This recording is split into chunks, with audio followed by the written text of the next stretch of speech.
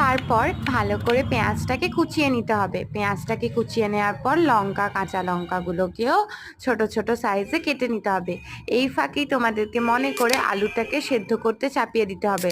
যতক্ষণ না আলু সেদ্ধ হচ্ছে ততক্ষণ আমি গাজরটাকে ভালো করে ধুয়ে কেটে এটাকে গ্রেটার মেশিনে ভালো করে গ্রেট করে নেব। দেখো মিহি মিহি দানাগুলো কি সুন্দর গাজরে বেরোচ্ছে। কি দিয়ে বলো তো? গ্রেটার মেশিনের গা দিয়ে। দেখতে কি ভালো লাগছে, তাই না?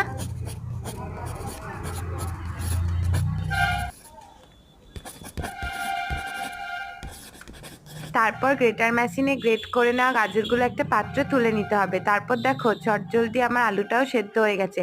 ব্রেড ক্রাম্বসগুলোকে একদিকে আরেকটা পাত্রে রেখে দেবো।